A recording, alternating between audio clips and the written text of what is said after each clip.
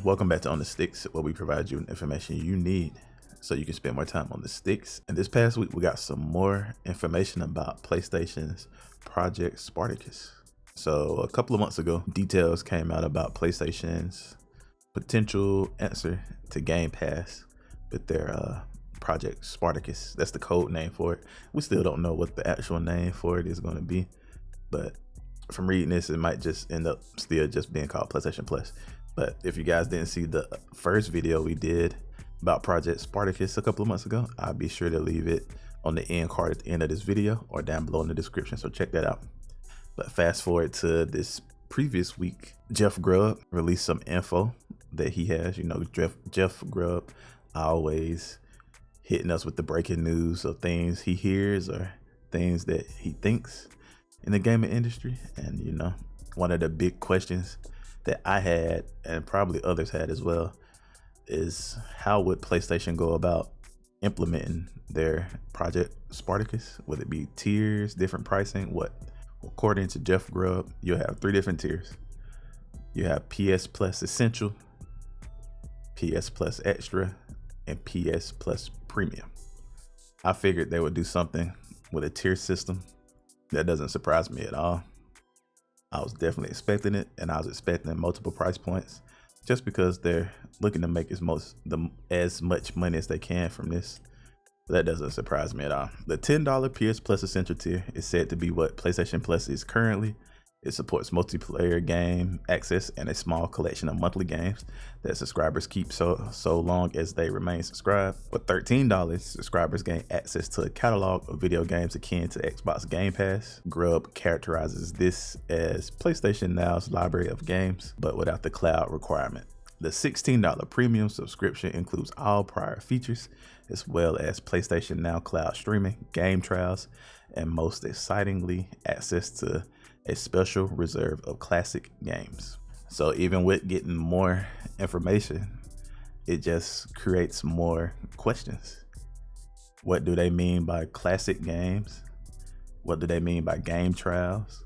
Will the PlayStation Plus free games per month become better or worse? I feel like they've been pretty bad this year so far, so I don't know how much worse can they be unless they start giving less games. Maybe the game trials could be us getting a chance to try out new games day one. That's about the only thing I could see worth paying more money for. I would give them $13 a month if I could try out a new game the day it's released on PlayStation before deciding if I want to buy it or not. But just being able to do a demo of games that are already out, I wouldn't care too much about that. That wouldn't make me want to pay more for a PlayStation Plus subscription. But if they do the classic games right, I wouldn't mind giving them that $16 a month.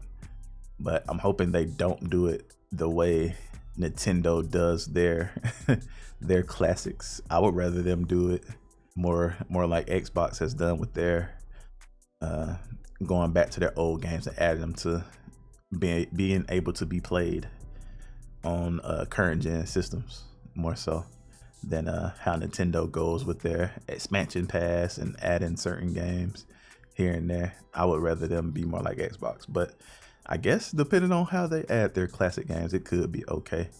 But yeah, I'm still holding out to see how all of that turns out before I'm all in on that premium subscription. They don't have to give us all the classic games at once, but I would like a good variety of classics stemming across PS1 up to PS3. Shoot, I guess you could even go PS4, throw some PS4 games on there. In one of those tiers, we paying all this extra money, you know, that would be cool too. And they're saying they're pretty close to revealing and are launching the new subscription-based tiers. Say it could be close as soon as March. So I'm interested to see how that turns out. I guess we could possibly get a PlayStation Direct announcing this, because I feel like that's the kind of event it would get announced at. I doubt it would just be a random blog post one morning, but you know, Sony will do something random like that and just release it on a blog post. You never know with Sony. But yeah, man, this is exciting news in my opinion. Like I said, I'm very excited to get those classics, get some day one game trials if that's what it ends up being. So let me know what you guys think down below in the comments of the 3-tier system. What would get you to pay that $16 subscription? And how do you hope they tackle this classic game library? What would be your ideal situation with that? So I hope you guys enjoyed the video. If you did, be sure to leave a like, subscribe, comment, share it with your friends, and be sure to check back here daily for more content from us at On the Sticks. Thanks.